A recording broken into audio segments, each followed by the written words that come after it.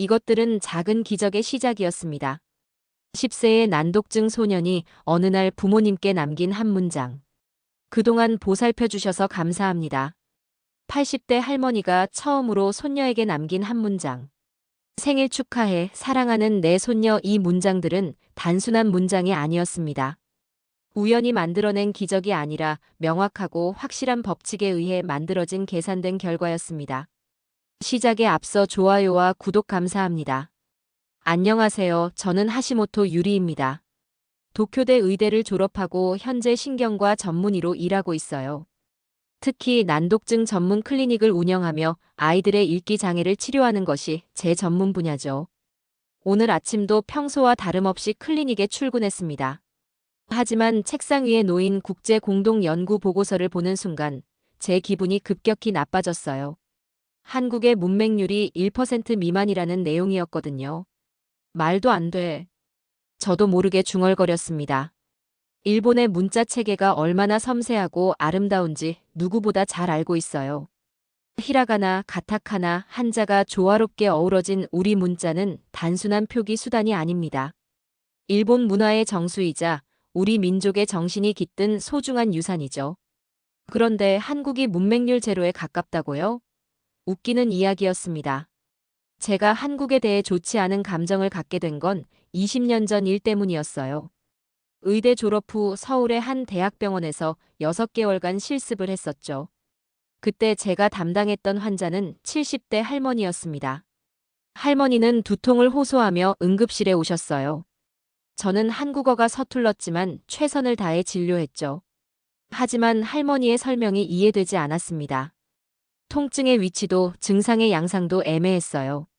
여기가 아파요, 여기가. 할머니는 계속 머리를 만지며 말씀하셨습니다. 하지만 정확히 어디가 어떻게 아픈지 파악할 수 없었죠. 한국어 실력 부족도 있었지만 더 큰 문제는 할머니가 자신의 증상을 정확히 표현하지 못한다는 것이었어요. 결국 저는 편두통으로 진단했습니다. 하지만 3일 후 할머니는 뇌출혈로 쓰러지셨어요. 그리고 일주일 만에 돌아가셨죠. 그날 밤 저는 병원 옥상에서 혼자 울었습니다. 제 오진이 할머니의 생명을 앗아간 거였어요. 하지만 동시에 분노도 느꼈습니다. 만약 할머니가 자신의 증상을 정확하게 표현할 수 있었다면, 만약 한국의 의료진이 더 체계적으로 소통할 수 있었다면 이런 일은 없었을 거라고 생각했거든요. 그때부터 저는 한국의 문자 시스템에 대한 편견을 갖게 되었습니다. 한글이 아무리 과학적이라고 해도 결국 표면적인 효율성일 뿐이라고 여겼어요. 깊이 있는 사고와 정밀한 표현에는 한계가 있다고 생각했죠. 지금 제 클리닉에는 매일 난독증으로 고생하는 아이들이 찾아옵니다. 일본 내 난독증 아동이 계속 증가하고 있어요. 스마트폰 사용 증가와 고령층의 문자 사용률 저하도 심각한 문제가 되고 있죠. 선생님, 저희 아이가 글자를 거꾸로 읽어요. 문장을 읽어도 뜻을 이해하지 못해요. 부모들의 걱정스러운 목소리가 매일 들려옵니다. 일본어의 복잡한 문자 체계가 때로는 아이들에게 부담이 되기도 해요. 히라가나와 가타카나, 한자를 모두 익혀야 하니까요. 하지만 그럼에도 불구하고 저는 일본 문자의 우수성을 믿습니다. 복잡함 속에 담긴 아름다움, 오랜 역사와 전통이 녹아든 깊이가 있어요. 단순함이 능사는 아니라고 생각해요. 보고서를 다시 들여다보니 더욱 의아했습니다. 한국의 문자 교육성과 고령층의 디지털 접근성, 심지어 난독증 회복률까지 모든 지표가 높게 나와 있었어요. 정말일까? 의심스러웠습니다. 20년 전 제가 경험한 의료 현장에서의 소통 문제가 여전히 머릿속에 남아 있었거든요. 그 할머니의 마지막 모습이 아직도 생생해요. 하지만 의사로서의 객관성도 무시할 수 없었습니다. 최근 국제 공동 연구에 참여하면서 다양한 문자 체계의 효율성에 대해 공부하고 있어요. 특히 난독증 치료에서 문자의 구조가 얼마나 중요한지 점점 더 깨달아가고 있죠. 책상 위에 보고서를 다시 펼쳤습니다. 편견을 버리고 객관적으로 분석해보자고 마음먹었습니다. 그 나라가 만든 문자가 정말로 모든 사람에게 쉬운 거라고 혼잣말을 하며 노트를 꺼냈습니다. 의사로서 그리고 연구자로서 진실을 파악해야 했어요. 개인적인 감정은 잠시 접어두고 말이죠. 하지만 마음 한구석에는 여전히 의구심이 남아 있었습니다. 20년 전 그 할머니에 대한 죄책감과 함께요. 창밖을 바라보니 도쿄의 번화가가 보였어요. 네온사인과 간판들이 가득한 풍경이죠. 히라가나, 가타카나, 한자가 뒤섞인 일본어 표기들이 눈에 들어왔습니다. 복잡해 보이지만 그 안에는 오랜 세월 축적된 문화적 깊이가 있어요. 한국도 과거에는 한자를 사용했을 텐데 지금은 한글만 주로 쓰고 있죠. 정말 그것만으로 충분할까요? 의학 용어나 전문 개념들을 정확히 표현할 수 있을까요? 문득 20년 전 그 할머니가 떠올랐습니다. 할머니는 자신의 고통을 어떻게 표현하려 했을까요? 한글로는 그 미묘한 차이를 설명할 수 있었을까요? 아직 모르겠어요. 솔직한 심정이었습니다. 의사로서 선입견을 갖는 건 위험하다는 걸 잘 알고 있어요. 그 아이를 보면서 항상 생각해요. 만약 더 간단한 문자 체계였다면 이런 고생을 하지 않았을까 하고요. 하지만 동시에 일본어의 풍부한 표현력도 놓치고 싶지 않습니다. 보고서를 다시 펼치며 결심했어요. 이번 기회에 한국을 직접 가서 확인해 보겠습니다. 한글이 정말 그렇게 효율적인지, 그리고 제가 20년 전 경험했던 일들이 과연 문자 때문이었는지 말이에요. 과연 한글이 정말 그렇게 완벽한 문자일까요? 이번 연구를 통해 그 답을 반드시 찾아보겠습니다. 전문 의사로서 객관적이고 철저하게 말입니다. 김포공항에 발을 내딛는 순간 저는 가슴이 답답해졌습니다. 20해 전 그 기억이 파도처럼 밀려왔죠. 그때도 이 공항이었어요. 의대 레지던트로서 처음 한국에 왔을 때 말입니다. 출장 서류를 확인하며 저는 속으로 중얼거렸습니다. 한글의 난독증 치료 효과에 대한 검증. 말도 안 되는 연구 주제라고 생각했어요. 일본의 난독증 아동이 급증하고 있다는 보고서를 받고 나서야 이 출장을 승인했거든요. 문부 과학성 자료에 따르면 일본 학령기 아동의 2%에서 8%가 난독증 증상을 보인다고 했습니다. 반면 한국은 문맹률이 1%에 불과하다는 통계가 있었죠. 택시에서 내려다본 서울 풍경은 많이 달라져 있었습니다. 고층 빌딩들이 하늘을 찌를 듯 솟아있고 거리는 네온사인으로 가득했어요. 하지만 제 마음속 한국은 여전히 그날로 멈춰 있었습니다. 박사님, 괜찮으시죠? 연구원이 제 얼굴을 들여다보며 물었습니다. 저도 모르게 얼굴이 굳어 있었나 봅니다. 네, 괜찮습니다. 하지만 전혀 괜찮지 않았어요. 20해 전 그 악몽이 생생했거든요. 26세의 하시모토 유리. 도쿄대 의대를 졸업하고 신경과 레지던트로서 한국 병원에서 3개월간 연수를 받게 됐었죠. 그때만 해도 저는 자신감에 넘쳤습니다. 일본의 의료기술이 세계 최고라고 믿었고 한국은 배울 게 별로 없는 나라라고 생각했어요. 그런데 그 일이 일어났습니다. 72세 할머니 환자였어요. 뇌졸중 의심으로 응급실에 오셨는데 증상을 설명하시는 말을 제대로 이해하지 못했습니다. 한국어를 어느 정도 공부했다고 생각했는데 할머니의 사투리와 빠른 말투에 당황했죠. 머리가 아파요라는 말을 배가 아파요로 잘못 들었습니다. 그래서 복부 CT를 촬영했어요. 소중한 골든타임을 놓쳤죠. 결국 할머니는 뇌출혈로 돌아가셨습니다. 그때 저는 이 모든 책임을 한국어 탓으로 돌렸어요. 한국의 언어 시스템이 비효율적이라서 의사소통에 문제가 생긴 거야. 그렇게 생각하며 스스로를 위로했습니다. 한글은 표음 문자라서 정확성이 떨어진다고 일본어의 한자처럼. 의미를 직관적으로 알 수 있는 문자가 아니라서 오해가 생긴다고 말이에요. 호텔에 짐을 풀고 나서 저는 세종대왕 광장으로 향했습니다. 연구 일정표에 한글 창제 배경 이해라고 적혀 있었거든요. 형식적인 일정이라고 생각했어요. 세종대왕 동상 앞에 서니 관광객들이 사진을 찍고 있었습니다. 동상 밑에 새겨진 글귀를 읽어봤죠. 나라말이 중국과 달라 문자가 서로 통하지 아니하므로. 전설로 미화된 이야기겠지. 저는 코웃음을 쳤습니다. 한 명의 왕이 문자를 만들었다는 게 말이 되나요?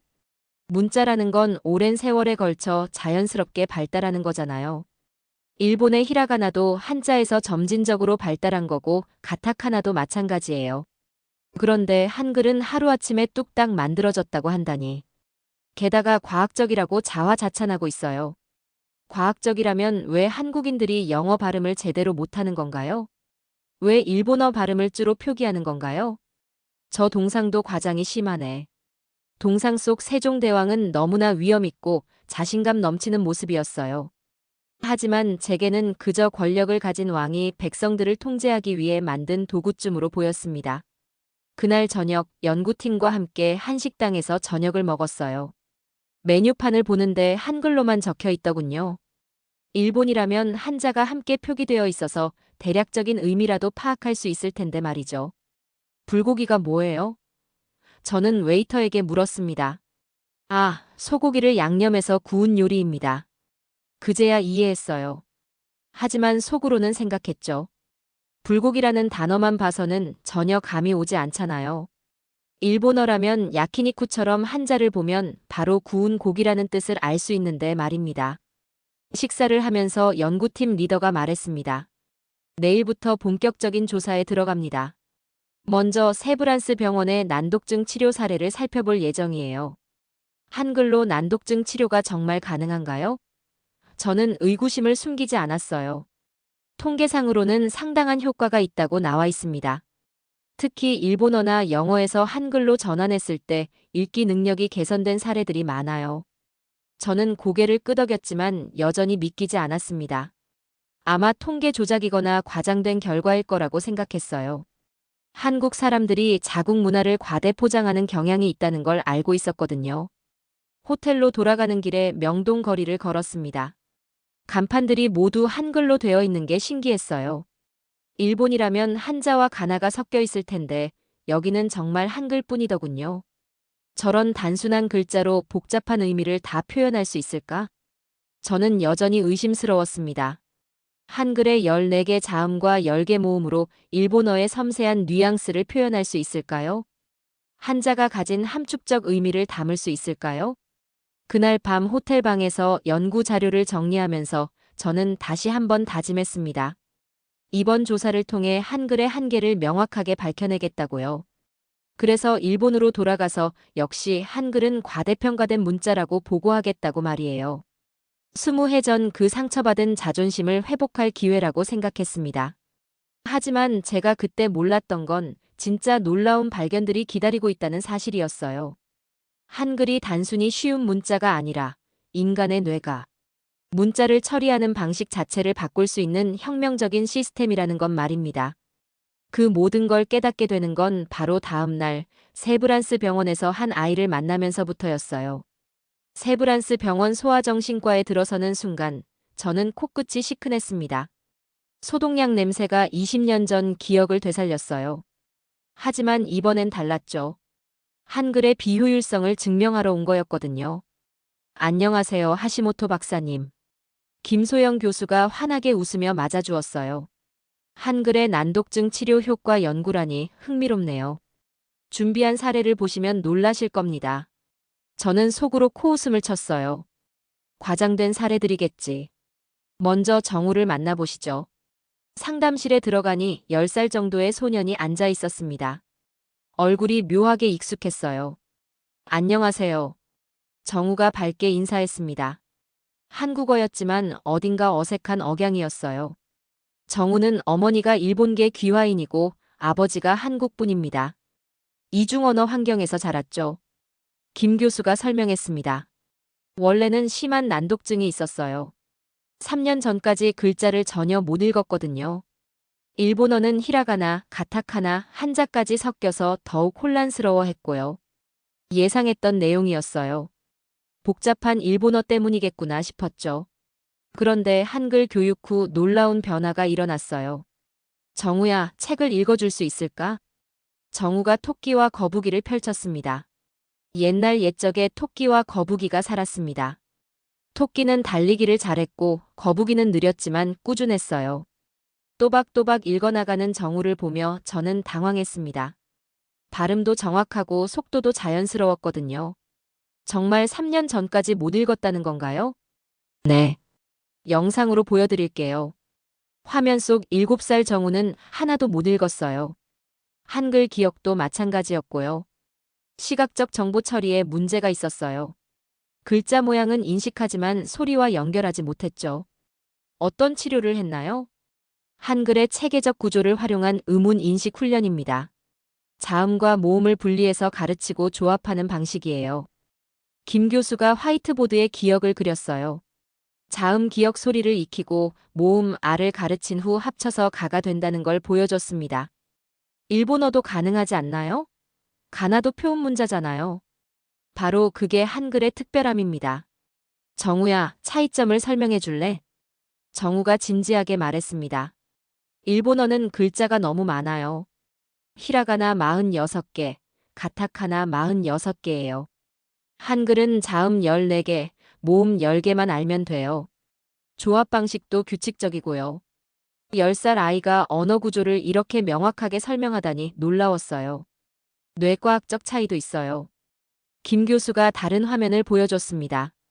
한글과 일본어를 읽을 때 뇌파 패턴이 달라요. 한글은 좌뇌 언어 영역이 효율적으로 연결되지만 일본어는 시각 피질 부담이 훨씬 큽니다. 검증된 연구인가요? 서울대 뇌과학연구원과 공동 연구입니다.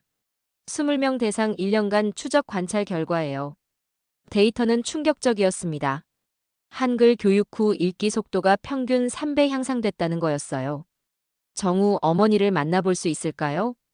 잠시 후 40대 중반의 차분한 여성이 들어왔어요. 하시모토 박사님이시군요.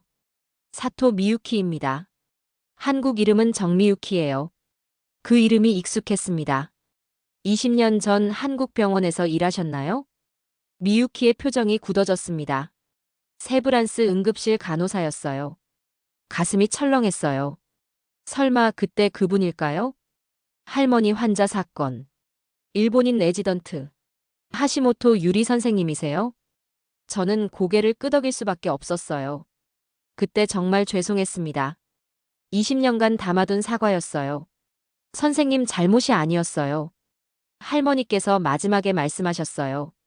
일본 선생님 탓이 아니야. 내가 말을 제대로 못해서 그런 거야. 눈물이 날 것 같았어요. 20년 동안 한글을 원망했는데 할머니는 자신을 탓하고 계셨던 거였어요. 그래서 한글이 더욱 특별해요. 정우가 달라지는 모습을 보니까 할머니가 하고 싶었던 말들이 다 있었구나 싶어요. 표현할 방법을 찾지 못했던 거죠. 정우가 끼어들었습니다. 박사님, 저 한글로 일기도 써요. 보여드릴까요? 공책에는 정성스럽게 쓰인 글들이 가득했어요. 오늘 박사님을 만났다. 일본에서 왔다고 했다. 엄마처럼 일본 사람이다. 박사님 덕분에 우리나라 글자가 얼마나 좋은지 알게 됐다. 우리나라 글자라는 표현이 마음에 와 닿았어요. 일본 아이들도 한글 배우면 글 읽기가 쉬워질까요? 정우의 순수한 질문에 할 말을 잃었습니다. 김 교수가 마지막으로 말했습니다. 정우같이 심한 난독증에서 이 정도 회복은 드물어요. 한글의 규칙적 구조가 뇌의 언어 처리 회로를 효율적으로 재구성한 덕분입니다. 호텔로 돌아가며 계속 생각했어요. 정우의 맑은 눈빛과 할머니 말씀이 맴돌았습니다. 내가 뭘 하고 있던 거지? 한글이 단순해서 비효율적이라 생각했는데 오히려 그 단순함이 효율성의 비결이었어요. 복잡한 게 우수한 게 아니라 누구나 쉽게 배울 수 있는 게 진짜 우수한 거였죠. 그날 밤 처음으로 한글로 제 이름을 써봤습니다. 하시모토 유리. 6글자로 끝이었어요. 일본어는 한자를 모르면 읽기 어렵지만 한글은 누구나 소리나는 대로 읽을 수 있었어요. 그제야 깨달았습니다. 20년 동안 한글을 오해했다는 걸요. 정우가 제게 진짜 기적을 보여준 거라는 걸 말이에요. 다음 날 오전, 저는 서울 성북구에 있는 문해교육센터를 찾았습니다. 김 교수가 한글의 사회적 효과를 보고 싶으시면 여기를 가보세요라며 추천한 곳이었어요. 여기는 성인 문해교육 현장입니다. 주로 60세 이상 어르신들이 오시죠. 안내해주는 선생님의 설명을 들으며 교실 안을 둘러봤어요. 10여 명의 어르신들이 책상에 앉아 연필을 꾹꾹 누르며 글씨를 쓰고 계셨습니다. 할머니, 오늘은 편지 쓰기 연습해 볼까요? 강사가 칠판에 사랑합니다라고 썼어요. 어르신들이 따라 써보시는데 삐뚤빼뚤하지만 정성이 가득 담긴 글씨들이었어요. 한 할머니가 제게 다가오셨습니다. 80대 후반으로 보였어요. 아가씨, 일본 사람이라며? 나도 일본어 조금 알아. 할머니가 어눌한 일본어로 말씀하셨어요. 일제강점기 때 배우신 것 같았습니다. 네, 안녕하세요. 여기서 공부하신 지 얼마나 되셨어요? 3년 됐어. 처음엔 내 이름도 못 썼는데 지금은 손녀한테 문자도 보내. 할머니가 자랑스럽게 핸드폰을 꺼내 보여주셨어요. 카카오톡 대화창에 수연아 사랑해라고 쓰여 있었습니다. 이거 내가 직접 쳤어. 손녀가 얼마나 좋아하던지. 저는 가슴이 뭉클했어요. 단 5글자지만 그 안에 담긴 마음이 얼마나 큰지 알 수 있었거든요. 할머니, 글을 배우기 전에는 어떻게 지내셨어요?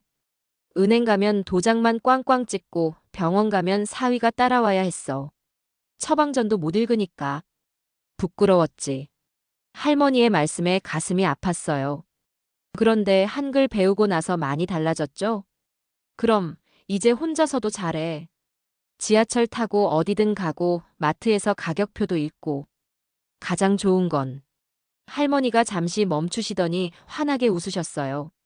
손녀 생일에 처음으로 카드에 글을 써줬어. 수연아, 할머니가 사랑한다. 건강하게 자라라. 이렇게 썼는데 그 애가 막 울더라고. 저는 목이 메었습니다. 20년 전 그 할머니도 이런 마음이었을까요? 하고 싶은 말은 많았는데 표현할 방법이 없어서 얼마나 답답하셨을까요? 한글이 어떤 점이 좋으세요? 소리 나는 대로 쓰면 되니까 쉬워. 일본어는 너무 복잡해. 할머니가 종이에 뭔가를 쓰기 시작하셨어요. 히라가나였습니다. 이거는 히라가나인데 이것만 몇 개야? 50개가 넘어. 그런데 한글은 할머니가 다른 종이에 기역 니은 디귿 리을을 쓰셨어요. 이거만 알면 다 써져. 기역하고 아 합치면 가, 니은하고 아 합치면 나. 신기하지? 저는 깜짝 놀랐어요. 80대 할머니가 한글의 조합 원리를 이렇게 명확하게 이해하고 계시다니.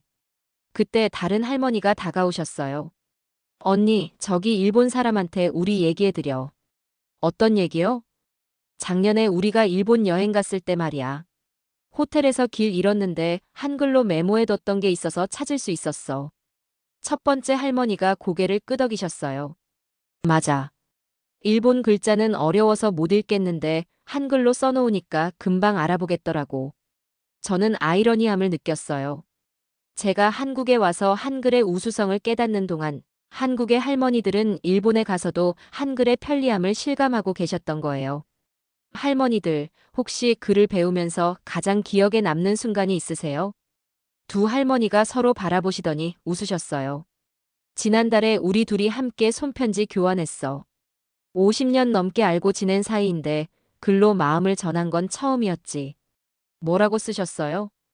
고마웠다고. 힘들 때 옆에 있어줘서 고마웠다고. 말로는 창피해서 못하는 얘기를 글로는 할 수 있더라고. 저는 눈시울이 뜨거워졌어요. 문자가 단순히 정보를 전달하는 도구가 아니라 마음과 마음을 잇는 달이라는 걸 새삼 깨달았거든요. 그때 강사 선생님이 오셨어요. 어르신들, 오늘 특별한 손님이 오셨네요. 일본에서 오신 박사님이세요. 할머니들이 관심을 보이시자 저는 자연스럽게 소개했습니다. 안녕하세요. 저는 일본에서 온 의사입니다. 한글이 뇌에 미치는 영향을 연구하고 있어요. 박사님, 우리가 이 나이에 글을 배우는 게 뇌에 도움이 되나요? 네, 정말 많은 도움이 됩니다. 특히 한글은 뇌의 여러 영역을 고르게 자극해서 치매 예방에도 효과가 있어요. 어르신들이 서로 쳐다보시며 기뻐하셨어요. 그럼 우리가 잘한 거네. 맞아. 우리 딸이 늦게라도 배우라고 하더니 맞는 말이었어. 수업이 끝난 후 저는 강사 선생님과 이야기를 나눴어요. 어르신들이 정말 열심히 하시네요. 네, 처음엔 부끄러워하시다가도 첫 글자를 쓰시는 순간부터 달라져요. 세상과 소통할 수 있다는 기쁨이 얼마나 큰지 모르거든요. 가장 인상적인 사례가 있다면 작년에 할머니 한 분이 돌아가신 남편 묘비에 직접 쓴 편지를 올려드렸어요. 여보, 이제 글을 배웠어요. 당신한테 하고 싶었던 말들을 이제 써서 전해드릴게요라고 쓰셨더라고요. 저는 할 말을 잃었어요. 그 순간 20년 전 할머니의 마지막 모습이 떠올랐습니다. 그분도 하고 싶은 말이 많으셨을 텐데. 문해교육센터를 나서며 저는 깊이 생각했어요. 한글이 단순히 과학적이고 효율적인 문자 체계라는 것을 넘어서 사람들의 삶을 바꾸고 마음을 연결하는 힘이 있다는 걸 목격한 거였어요. 그날 저녁 호텔방에서 저는 일기를 썼습니다. 처음으로 한글로 쓰는 일기였어요. 오늘 할머니들을 만났다. 글을 배우는 기쁨이 얼마나 큰지 알았다. 나는 지금까지 무엇을 놓치고 살았을까? 삐뚤빼뚤한 한글 일기를 보며 웃음이 났어요. 80대 할머니들처럼 서툴렀지만 마음만은 진실했거든요. 다음 날이면 더 놀라운 발견이 기다리고 있다는 걸 그때는 몰랐습니다. 더 자세한 자료를 보여주었습니다. 지난 3년간 1000명 대상 연구 결과예요. 한글을 읽을 때 뇌 에너지 소모량이 일본어의 60% 수준입니다. 정말 그 정도 차이가? 네. 더 놀라운 건 읽기 속도예요. 같은 내용을 읽는데 한글이 평균 1.8배 빠릅니다. 충격적이었어요. 복잡하다고 여겼던 일본어가 실제로는 뇌에 더 큰 부담을 주고 있었던 거였어요. 베르니케 영역은 언어 이해를, 브로카 영역은 언어 생산을 담당하는데 한글은 이 두 영역 사이 연결을 최적화합니다. 어떻게 그런 일이? 한글의 음성적 특성 때문입니다. 자음과 모음이 명확히 분리되어 뇌가 음성 정보를 빠르게 처리할 수 있거든요. 뇌 모형을 가리키며 설명했습니다. 베르니케 영역에서 글자 의미를 파악하면 그 정보가 궁상얼기라는 신경다발을 통해 브로카 영역으로 전달됩니다. 한글은 이 과정이 매우 효율적이에요. 일본어는 왜 복잡한가요? 히라가나, 가타카나, 한자가 섞여서 뇌가 여러 처리 방식을 동시에 사용해야 해요. 시각적 인식, 표음 처리, 표의 처리를 모두 해야 하니까 복잡할 수밖에 없죠. 연구원이 다른 실험 결과를 가져왔습니다. 난독증 아동들의 fMRI 결과입니다. 화면의 뇌 영상은 더욱 놀라웠어요. 한글 학습 전후의 뇌 활성도 변화예요. 3개월간 한글 치료를 받은 난독증 아동의 뇌입니다.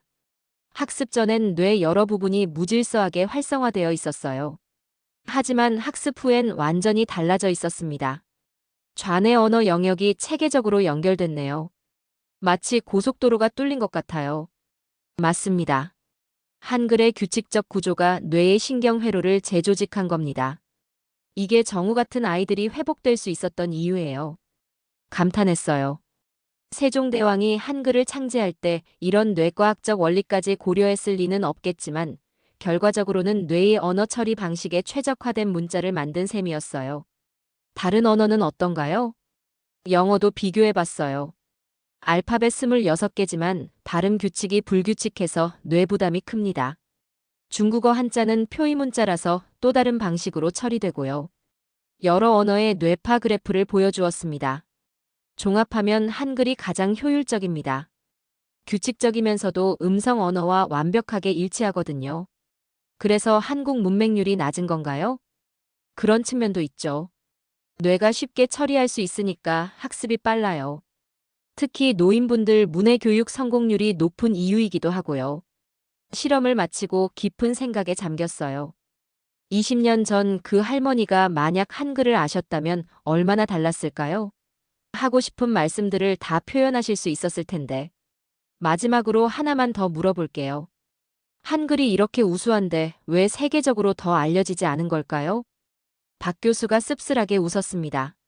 언어는 문화와 밀접하게 연결돼 있어요. 아무리 과학적으로 우수해도 사용자가 많지 않으면 확산이 어렵죠. 하지만 최근 한류 덕분에 한글에 관심 갖는 외국인들이 늘고 있어요. 일본에서도 한글 배우는 사람들이 늘고 있다고 들었어요. 네, 특히 난독증 치료 분야에서 한글 효과가 알려지면서 관심이 높아지고 있습니다. 연구원을 나서며 가슴이 벅찼어요. 한글이 단순히 문자가 아니라 인간의 뇌와 마음을 이해하는 과학적 결정체라는 걸 깨달았거든요. 그날 밤 호텔에서 오랜 시간 생각했습니다. 제가 평생 자랑스러워했던 일본 문자 체계가 실제로는 뇌에 더 큰 부담을 주고 있었다는 사실. 그리고 제가 무시했던 한글이 뇌과학적으로 가장 완벽한 문자 시스템이었다는 현실. 복잡한 것이 우수하다는 편견 때문에 정작 진짜 보물을 놓치고 있었던 거였어요. 저는 나리타 공항에 내리는 순간부터 뭔가 이상했습니다. 일본의 공기가 예전처럼 편안하게 느껴지지 않았어요. 오히려 숨이 막히는 것 같았죠. 한국에서 보낸 한 달이 저를 이렇게나 바꿔놓았을까요? 공항 안내판을 보니 히라가나와 가타카나 한자가 뒤섞여 있었습니다. 예전엔 당연하다고 생각했는데 이제는 다르게 보였어요. 한글의 간결함에 익숙해진 눈에는 일본 문자가 오히려 비효율적으로 느껴졌습니다. 집에 도착해서 가장 먼저 한 일은 한국에서 수집한 자료들을 정리하는 것이었습니다. 정우의 회복 기록, 할머니의 문자 학습 과정, 그리고 수많은 사례들. 데이터를 보면서도 믿기지 않았어요. 다음 날 연구소에 출근했을 때 동료들의 반응이 냉랭했습니다. 미리 보고서 초안을 보내놨거든요. 사토 교수가 말했습니다. 하시모토 선생, 이 보고서는 너무 편향적이지 않나요? 마치 한국의 홍보 자료 같습니다. 가슴이 쿵 하고 내려앉았습니다. 하지만 저는 침착하게 대답했어요. 교수님, 이건 제가 직접 관찰하고 측정한 데이터입니다. 편향이 아니라 사실이에요. 하지만 우리 일본의 문자 체계도 충분히 과학적이지 않습니까? 왜 굳이 한국을 띄워줘야 하나요? 그 순간 저는 깨달았습니다. 한 달 전에 제 모습을 보는 것 같았어요. 자료를 보기도 전에 결론부터 내리는 모습 말이죠. 점심시간에 혼자 앉아 있는데 야마다 연구원이 다가왔습니다. 그는 조심스럽게 물었어요. 선생님, 정말로 한글이 그렇게 효율적인가요? 저는 스마트폰을 꺼내 한글 자판을 보여줬습니다. 한번 쳐보세요. 야마다를 한글로. 그는 서툴게 야마다를 쳤습니다. 이응, 아, 미음, 아, 디귿, 아. 6개의 자모로 끝났죠. 어머, 정말 간단하네요. 그때 제 스마트폰에 카카오톡 알림이 떴습니다. 정우였어요. 처음엔 한국어로 메시지가 와서 당황했는데 번역 앱을 켰더니 이런 내용이었습니다. 하시모토 선생님, 안녕하세요. 저예요, 정우. 선생님이 한국에서 저를 도와주신 후로 제가 많이 좋아졌어요. 이제 혼자서도 책을 읽을 수 있고 친구들과 문자도 주고받아요. 정말 고맙습니다. 눈물이 핑 돌았습니다. 제가 뭘 도와줬다는 건지 모르겠지만 정우가 회복된 건 분명한 사실이었거든요. 그날 밤 어머니 제사 사진 앞에 앉았습니다. 어머니는 문자를 제대로 배우지 못하신 분이었어요. 저는 어린 시절 어머니의 서툰 글씨를 부끄러워했습니다. 의사가 된 후로는 더욱 그랬죠. 한국에서 만난 할머니가 떠올랐습니다. 한글 덕분에 손녀에게 문자를 보낼 수 있게 됐다고 하시던 그분 말이에요. 어머니도 한글을 배우셨다면 어땠을까요? 저에게 마지막 인사라도 글로 남기실 수 있었을 텐데. 제 이름을 한글로 써봤습니다. 하시모토 유리. 히읗 마이너스 아 마이너스 시온 마이너스 이 마이너스 미음 마이너스 오 마이너스 티음 마이너스 오 이응 마이너스 유 마이너스 리을 마이너스 이. 12개의 자모로 완성됐어요. 일본어로는 5글자지만 발음 기호까지 생각하면 훨씬 복잡하죠. 문득 정우의 어머니가 했던 말이 떠올랐습니다. 그때 박사님이 환자에게 했던 마지막 말을 아직 기억해요. 저는 그 환자에게 뭐라고 했을까요? 아마 복잡한 의학 용어로 설명했을 거예요. 환자가 이해하지 못한다는 걸 알면서도 말이죠. 다음 주 학회 발표를 앞두고 있었습니다. 제가 준비한 발표 제목은 한글의 인지과학적 우수성과 난독증 치료 효과였어요. 하지만 주변의 시선이 부담스러웠습니다. 동료들은 제가 일본을 배신했다고 생각하는 것 같았거든요. 발표 전날 밤 정우에게서 또 메시지가 왔습니다. 이번엔 손편지 사진이었어요. 서툰 글씨로 이렇게 써져 있었습니다. 하시모토 박사님께. 저는 이제 글을 읽을 수 있어요. 박사님이 저를 도와주셔서 가능한 일이었어요. 박사님도 한글을 배우시면 좋겠어요. 한글은 정말 쉽고 재미있거든요. 고맙습니다. 정우가. 저는 그 편지를 보면서 펑펑 울었습니다. 제가 언제 정우를 도왔다는 걸까요? 오히려 정우가 저를 도와준 거였어요. 편견의 벽을 무너뜨려 준 거였죠. 그 순간 깨달았습니다. 문자는 우열을 가리는 도구가 아니라 마음을 연결하는 달이라는 걸 말이에요. 한글이 위대한 건 복잡한 일본 문자보다 간단해서가 아니라 누구나 쉽게 배울 수 있어서였습니다. 저는 발표 자료를 다시 정리했습니다. 일본을 깎아내리려는 게 아니라 문자의 진정한 가치가 무엇인지 알리고 싶었거든요. 제목도 바꿨어요. 문자의 민주주의 마이너스 모든 사람을 위한 글자의 힘으로 말이죠. 발표 당일 많은 사람들이 왔습니다. 학계 인사들뿐만 아니라 언론도 관심을 보였어요. 저는 떨리는 마음으로 단상에 올랐습니다. 오늘 여러분께 특별한 이야기를 들려드리고 싶습니다. 한 편견 덩어리였던 일본 의사가 한글이라는 문자를 통해 깨달은 진실에 대해서 말이죠. 청중석이 술렁였습니다. 하지만 저는 계속했어요. 저는 문자란 어려울수록 고급스럽다고 생각했습니다. 하지만 잘못 생각했어요. 진짜 고급스러운 문자는 모든 사람이 쉽게 배울 수 있는 문자였습니다. 발표가 시작되자 강당이 조용해졌습니다. 저는 심호흡을 하고 첫 슬라이드를 넘겼어요. 정우의 사진이 스크린에 나타났습니다. 이 아이의 이름은 정우입니다. 심각한 난독증으로 고생했던 10살 소년이죠. 하지만 지금은 혼자서 책을 읽습니다. 청중들이 웅성거렸어요. 사토 교수가 의심스러운 눈빛으로 저를 쳐다봤습니다. 저는 한 달 전까지만 해도 이런 결과를 믿지 않았습니다. 아니, 믿고 싶지 않았어요. 왜냐하면 제가 일본 문자의 우수성을 맹신했거든요. 다음 슬라이드는 뇌파 측정 결과였습니다. 한글을 읽을 때와 일본어를 읽을 때의 뇌 활동 패턴이 확연히 달랐어요. 한글을 읽을 때 뇌의 언어 처리 영역이 더 효율적으로 작동합니다. 특히 난독증 환자에게서 그 차이가 뚜렷하게 나타나죠. 한 청중이 손을 들었습니다. 하시모토 박사님, 그럼 일본어가 열등하다는 말씀인가요? 저는 고개를 저었습니다. 아닙니다. 문자에 우열은 없어요. 다만 목적이 다를 뿐이죠. 한글은 누구나 쉽게 배울 수 있도록 만들어졌습니다. 그게 한글의 철학이에요. 다음은 할머니 사례였습니다. 80세에 처음 문자를 배운 분의 이야기를 들려드렸어요. 이 할머니는 평생 문맹으로 사셨습니다. 하지만 한글을 배운 후 손녀에게 생일 축하 메시지를 직접 보내셨어요. 글자가 단순히 정보 전달 수단이 아니라는 걸 보여주는 사례죠. 제 목소리가 떨렸습니다. 어머니 생각이 났거든요. 저희 어머니도 글을 제대로 배우지 못하셨습니다. 의사인 저는 그걸 부끄러워했어요. 하지만 지금 생각해보니 부끄러워해야 할 건 제가 아니라 복잡한 문자 시스템이었습니다. 강당이 숙연해졌어요. 몇몇 분들이 고개를 끄덕이고 있었습니다. 그때 뒤에서 누군가 말했습니다.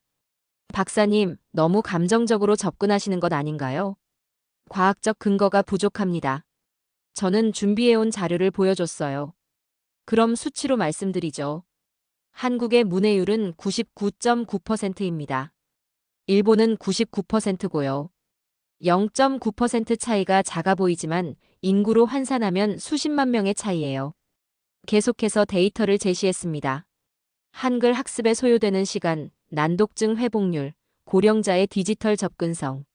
모든 지표에서 한글이 앞섰어요. 하지만 저는 한글이 일본어보다 우수하다고 주장하려는 게 아닙니다. 다만 우리가 문자를 바라보는 관점을 바꿔야 한다고 생각해요. 저는 슬라이드를 마지막 장으로 넘겼습니다. 세종대왕의 훈민정음 서문이 나타났어요. 나라의 말이 중국과 달라서 한자와 서로 통하지 아니하므로 이런 까닭으로 어리석은 백성이 이루고자 하는 바가 있어도 마침내 제 뜻을 능히 펴지 못하는 사람이 많다. 저는 잠시 말을 멈췄습니다. 600년 전 이 문장을 읽으면서 저는 깨달았어요. 진정한 문자는 소수의 지식인을 위한 게 아니라 모든 사람을 위한 거라는 걸 말이죠. 그 순간 제 휴대폰이 진동했습니다. 정우에게서 온 메시지였어요. 실시간으로 발표를 보고 있다는 내용이었죠. 지금 한 아이가 저에게 메시지를 보냈습니다. 한 달 전만 해도 글을 읽지 못했던 아이예요. 그 아이가 지금 제 발표를 보면서 응원한다고 하네요. 청중석에서 박수 소리가 들렸습니다. 처음엔 한두 명이었는데 점점 커졌어요. 저는 오늘 여러분께 한글을 배우라고 강요하려는 게 아닙니다. 다만 문자에 대한 우리의 편견을 돌아보자는 거예요. 복잡한 문자가 아름답다고 믿었던 저처럼 말이죠. 질의응답 시간이 되자 많은 손이 올라갔습니다. 첫 번째 질문은 예상했던 대로였어요. 박사님, 한글을 배우는 게 일본 의료계에 어떤 도움이 될까요?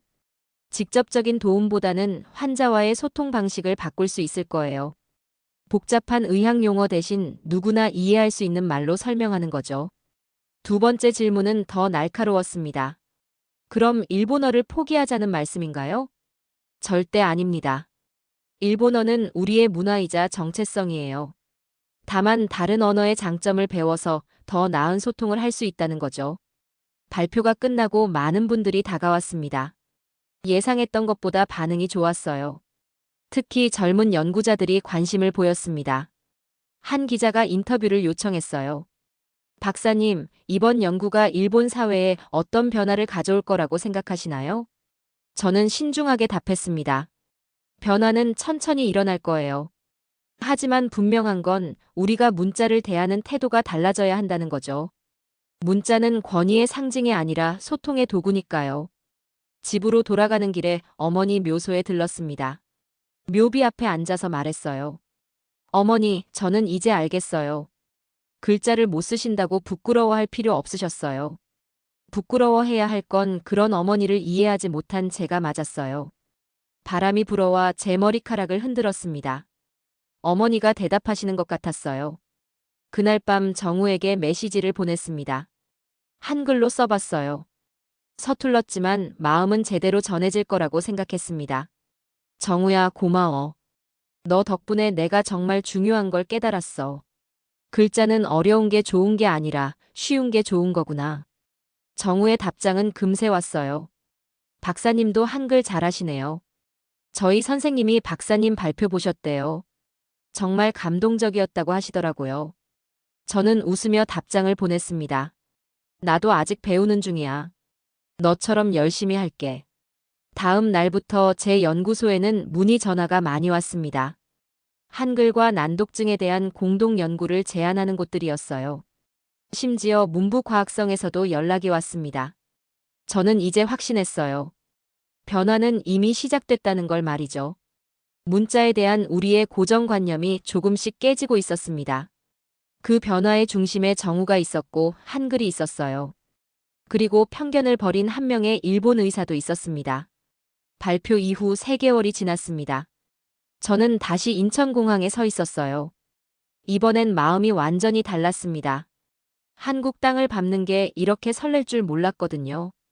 정우 가족이 공항에 마중 나와 있었습니다. 정우를 보는 순간 깜짝 놀랐어요. 키도 훌쩍 자랐고 무엇보다 자신감이 넘쳤거든요. 하시모토 박사님. 정우가 뛰어와서 안겼습니다. 정말 오셨네요. 정우 어머니가 웃으며 말했어요. 박사님 발표 영상 정우가 몇 번이나 봤는지 몰라요. 자기 이야기가 나온다고 친구들한테 자랑하더라고요. 저는 가슴이 뭉클했습니다. 예전 같았으면 창피했을 텐데 이제는 자랑스러워하는 정우를 보니 기뻤어요. 호텔에 짐을 풀고 가장 먼저 간 곳은 광화문이었습니다. 세종대왕 동상 앞에 서니 3개월 전과는 완전히 다른 기분이었어요. 그때는 회의적이었는데 이제는 존경스러웠습니다. 정우가 동상을 가리키며 말했어요. 박사님, 세종대왕이 한글을 만든 이유 알아요? 백성들이 쉽게 글을 배울 수 있게 하려고. 맞아요. 그런데 더 중요한 건 모든 사람이 자기 생각을 표현할 수 있게 하려고 했대요. 저는 깊이 고개를 끄덕였습니다. 정우의 말이 맞았어요. 한글은 단순히 글자가 아니라 표현의 자유를 준 것이었습니다. 박사님, 이제 한국 좋아요? 정우가 천진하게 물었어요. 저는 잠시 생각했습니다. 좋아한다는 말로는 부족했어요. 응. 아니, 존경해. 존경해요? 그래. 이 나라가 만든 글자도, 그 글자를 만든 사람도, 그리고 그 글자로 꿈을 키우는 너도. 정우가 환하게 웃었습니다. 그럼 박사님도 한국 사람 같네요. 그날 저녁 정우 가족과 함께 저녁을 먹었습니다. 정우 할아버지도 오셨는데 의외로 일본어를 조금 하셨어요. 박사님 고맙습니다. 우리 정우가 달라진 게 박사님 덕분이에요. 저는 황급히 손을 저었습니다. 아니에요. 제가 오히려 정우한테 배운 게 더 많아요. 할아버지가 진지하게 말씀하셨어요. 박사님이 우리나라 글자를 알아봐 주셔서 고맙습니다. 젊었을 때 일본어 배우느라 고생했는데 이제는 우리 글자가 이렇게 인정받아서 기뻐요. 그 말을 듣는 순간 가슴이 뜨거워졌습니다. 제가 한 일이 단순한 연구가 아니라 두 나라를 잇는 다리가 됐다는 걸 깨달았거든요. 다음 날 한글 박물관에 들렀습니다. 훈민정음 해례본을 직접 볼 수 있다는 얘기를 들었거든요. 전시실에서 원본을 보는 순간 숨이 멎을 것 같았습니다. 나란 말씀이 중국과 달라. 저는 소리내어 읽어봤습니다. 어설프긴 했지만 읽을 수 있었어요. 옆에 있던 해설사가 놀라며 말했습니다. 외국분이세요? 한글 발음이 정말 좋으시네요. 일본에서 왔어요. 한글을 배우고 있거든요. 저녁에 정훈의 집에서 함께 시간을 보냈습니다. 정우가 자기가 쓴 일기를 보여줬어요. 박사님께. 오늘 박사님을 다시 만나서 정말 기뻤어요. 박사님이 처음 왔을 때는 무서웠는데 이제는 친한 언니 같아요. 저는 웃으며 물었습니다. 무서웠어? 네. 너무 차가워 보였거든요. 근데 지금은 따뜻해요. 마지막 날 아침, 정우가 깜짝 선물을 줬어요. 자기가 직접 쓴 편지였죠. 하시모토 박사님께. 박사님은 제 인생을 바꿔주신 분이에요. 글을 읽지 못해서 절망했던 저에게 희망을 주셨어요. 박사님도 한글을 배우셔서 우리가 더 가까워진 것 같아요. 앞으로도 계속 친구로 지내요. 사랑하는 정우가. 눈물이 흘렀습니다. 정우의 글씨가 처음 봤을 때보다 훨씬 또박또박해져 있었거든요. 공항으로 가는 길에 정우가 말했어요. 박사님, 언제 또 와요? 곧 올 거야. 이제 우리 계속 함께 일해야 하거든. 정말요? 와. 정우 가족과 작별 인사를 나누며 약속했습니다. 3개월 후 한일 공동연구소 개소식 때 다시 만나자고 말이에요. 일본에 도착해서 가장 먼저 한 일은 어머니 묘소 방문이었습니다. 정우가 써준 편지를 보여드렸어요. 어머니, 이 글씨 보세요. 정우라는 아이가 써준 거예요. 이 아이 덕분에 저도 많이 배웠어요. 글자는 복잡한 게 좋은 게 아니라 마음을 전하는 게 중요한 거였어요. 제 책상 위에는 정우가 보내준 편지가 액자에 담겨 있습니다. 매일 그 편지를 보면서 생각해요. 문자는 권위가 아니라 사랑이라는 걸 말이죠. 저는 이제 확신합니다. 진정한 과학은 편견을 버리는 것에서 시작된다는 걸요. 그리고 진정한 문자는 모든 사람을 품을 수 있는 넉넉함을 가져야 한다는 것도요. 정우야, 고마워. 내가 가르쳐준 글 읽는 기쁨을 이제 다른 아이들에게도 전해줄게. 한글이라는 다리를 건너서 말이야.